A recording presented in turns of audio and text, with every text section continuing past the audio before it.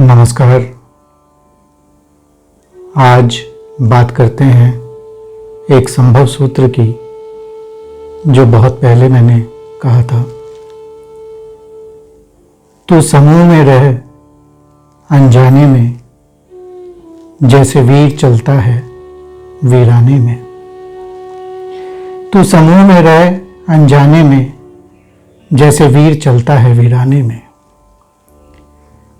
तो ये समूह क्या है? समूह मेरे देखे 3 प्रकार के हैं। एक समूह हमारा घर, हमारा परिवार, हमारा समाज जिसमें हम रहते हैं। दूसरा समूह हमारी ये इंद्रियां जिनसे हम देखते हैं, सुनते हैं, स्वाद का आनंद लेते हैं, या नाक से जैसे सूंघते हैं, और हमारी स्पर्श इंद्रियां। अब ये जो इंद्रियों का समूह है, इनसे एक समूह और पैदा होता है, वो है हमारे विचारों का समूह। आंख जब देखती है तो विचार पैदा होता है, कान जब सुनते हैं तो विचार पैदा होता है। इसी प्रकार से जैसे जैसे इंद्रियां अपना कोई भी कार्य करती हैं तो विचार पैदा होता है। अब ये विचारों का समूह जो हमारे भीतर चलता है, ये एक तूफान की तरह चलता है। ये बहुत तेज चलता है।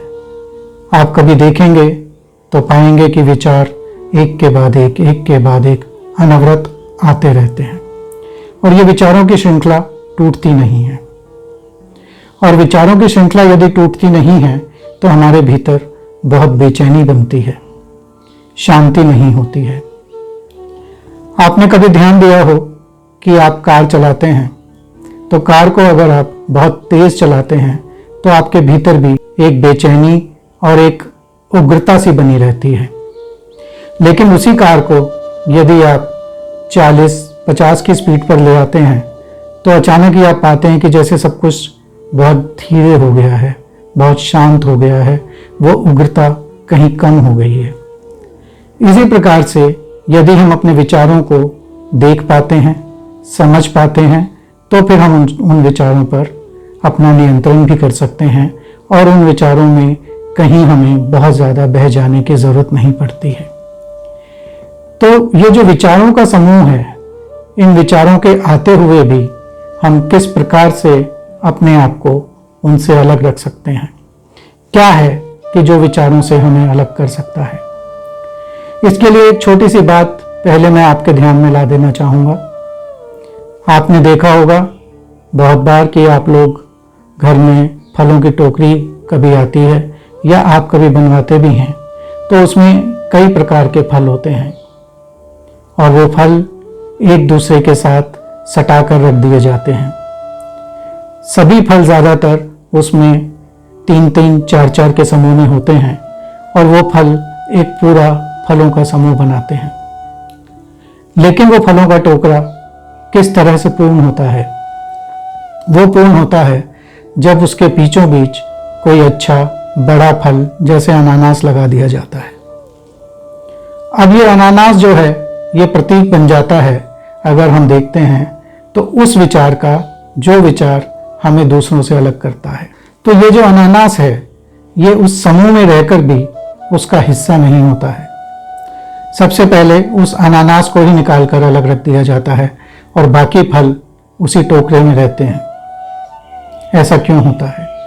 ऐसा इसलिए होता है क्योंकि बाकी फल सभी कोई 2, कोई 3, कोई 4 के समूह में है, लेकिन ये अनानास ही है जो उनमें अकेला है, और जो अकेला है वही उस टोकरे को पहचान देता है। उसी प्रकार से आपका एक विचार जो आपको विचारों के इस दौड़ से अलग कर सकता है, वो विचार कुछ भी हो सकता है। वो विचार कैसा भी हो सकता है। वो विचार हो सकता है कि आपकी पूरी जिंदगी ही बदल दे। अभी पिछले दिनों मैं एक कहानी पढ़ता था। उस कहानी का सार ये था कि एक कुम्हार मिट्टी से चिलम बना रहा है। जब वो चिलम बना रहा है तो उसकी पत्नी उसके पास आती है और कहती है कि तुम चिलम क्यों बना रहे हो, तुम चिलम ना बना के सुराही बना लो। कुम्हार को उसकी बात ठीक लगती है और वो सुराही बनाने लगता है। जैसे ही वो सुराही बनाता है तो सुराही उस कुम्हार से कहती है कि तुमने तो एक सोच बदली, मेरा तो जीवन बदल गया। वो मिट्टी जो चिलम बनने जा रही थी, जो बार बार फूंकी जाती, बार बार जलाई जाती और दूसरों को नुकसान भी पहुंचाती, वो मिट्टी आज एक शांत शीतल सुराही बन गई। तो हमारा विचार, हमारी सोच कैसी हो, ये सोच विचारों के समूह में एक अलग सोच बन के खड़ी हो जाए और उस सोच से हम अपना और दूसरों का, सभी का जीवन बदल सकें, ऐसा विचार हमें रखना चाहिए। और विचारों में हमें उस समूह में एक अनजान की तरह रहना चाहिए। बहुत से विचार आते हैं, उन विचारों में बह नहीं जाना चाहिए, उन विचारों में खो नहीं जाना चाहिए और उन विचारों को देखना चाहिए कि वो विचार मेरे लिए अच्छे हैं या बुरे हैं। जब विचार अच्छे हों तो हमें उनके साथ रहना चाहिए, जब विचार बुरे हों तो हमें उनसे दूरी बनानी चाहिए।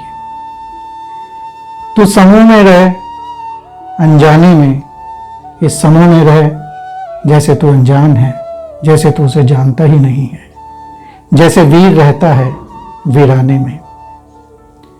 आप देखते हैं कि कभी हम यदि जंगल से गुजरते हैं या किसी ऐसे रास्ते से गुजरते हैं जो बहुत वीराना है, जो सुनसान है, तो हमारे भीतर एक डर बैठ जाता है कि पता नहीं क्या होगा।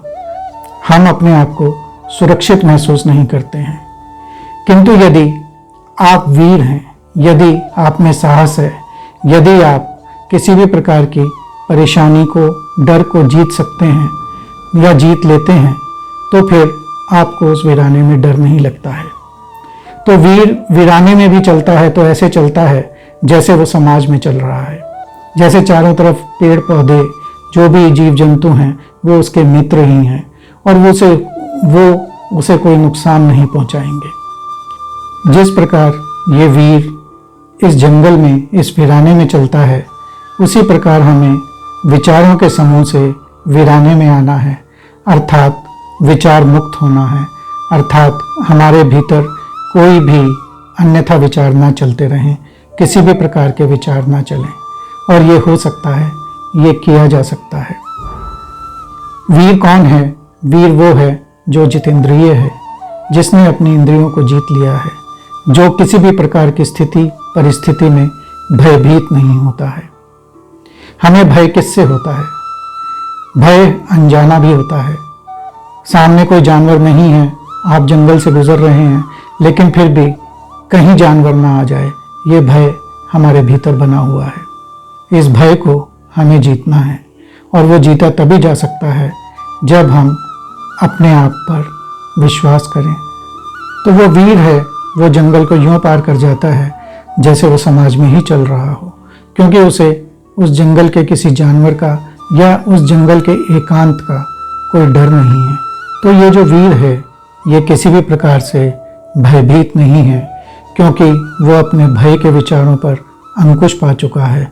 वो जानता है कि वो किसी भी प्रकार के भय के विचार से मुक्त है और वो जानता है कि वो इंद्रियों के वश में नहीं है और इंद्रियां अब उसे विचलित नहीं कर सकती हैं और वो अपनी साधना से अपनी इंद्रियों पर विजय पाकर अपने सभी विचारों से मुक्त हो चुका है और वो उस जंगल को आसानी से पार कर सकता है और पार कर जाता है। हमें भी यही देखना है कि ये जो विचारों का समूह है, इस समूह से सबसे पहले हमें कैसे अनजान बनकर रहना है, कैसे इस समूह से पार पाना है। इन विचारों को अपने भीतर नहीं चलने देना है और इन विचारों को रोकने के लिए सबसे अच्छा तरीका जो है वो है ध्यान का तरीका, मेडिटेशन का तरीका। मेडिटेशन के द्वारा आप अनचाहे विचारों पर अंकुश लगा सकते हैं, विचारों को देख सकते हैं, विचारों को समझ सकते हैं और फिर उन विचारों में ना बहकर, उन विचारों के साथ ना उड़कर अपने आप में एक अपने भीतर तटस्थ व्यक्तित्व का निर्माण कर सकते हैं, जो कि आपकी स्वयं की आत्मा होगी जो आपको परमात्मा से मिलाएगी, जो आपको वीर बनाएगी, और ये वीरता ही आपको ज्ञान और मोक्ष के मार्ग पर लेके जाएगी। तो आज के इस संभव धर्म के संभव सूत्र पर विचार करें, एक बार फिर सुने। तू समूह में रह अनजाने में, जैसे वीर चलता है वीराने में। धन्यवाद।